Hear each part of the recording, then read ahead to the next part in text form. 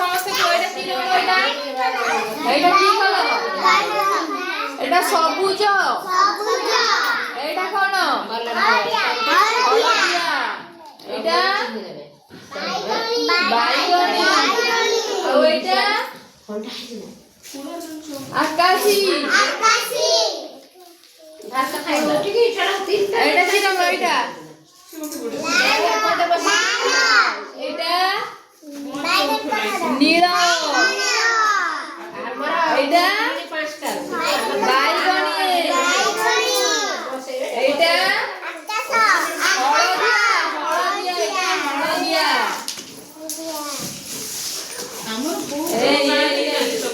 এইটা কি রঙ? এইটা কলা রঙ। এইটা কি রঙ? ধলা রঙ।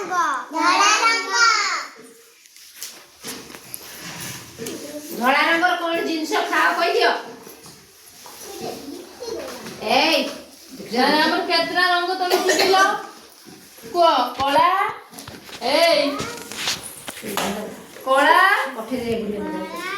ধলা বাইগণী সবুজ নীল ଆଉ ଆକାଶୀ ହଳଦିଆ କମଳା ଆଉ ଏଟା ତମର କଣ ଗୋଲାପୀ ହେଲା। ତାହେଲେ ଆମେ ଆଜି ଶିଖିବା କେମିତି ଆମେ ରଙ୍ଗ ମନେ ରଖିବା। କଣ ବାଘ ନିଶ କଣ ହନାଲା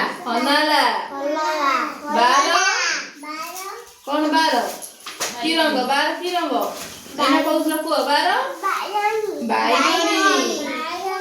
ଘର ଘନ ନୀଳ ନୀଳ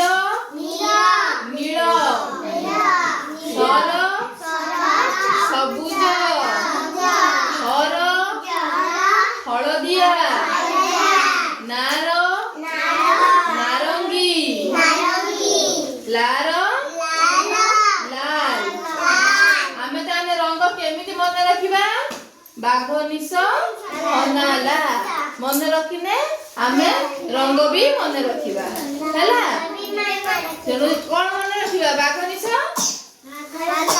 ହନାଲା ହେଲା ରଖିଲେ ଆମେ ସେଠୁ ଆମେ ଭାବିବା ବାର ବାଇଗଣୀ ଘର ଘର ନୀଳ ଏମିତି ମନେ ରଖିଲେ ଆମେ ଯଦି ବାଘ ନିଶ ହନାଲା ମନେ ରଖିବା ସବୁ ଗୋଟେ ଗୋଟେ ଶବ୍ଦର ଗୋଟେ ଗୋଟେ ରଙ୍ଗ ଆମେ ମନେ ରଖିବା।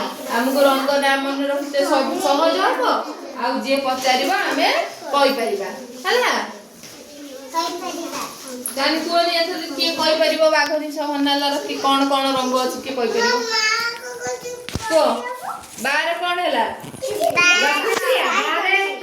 ବାଇଗଣୀ। ଘର କଣ ହେଲା? ଘର କିଏ ମନେ ରଖିଲା? ଘର କଣ ହେଲା? ହଁ କହ ଘନ ନୀଳ ନର ନୀଳ ସର ସବୁଜ ହର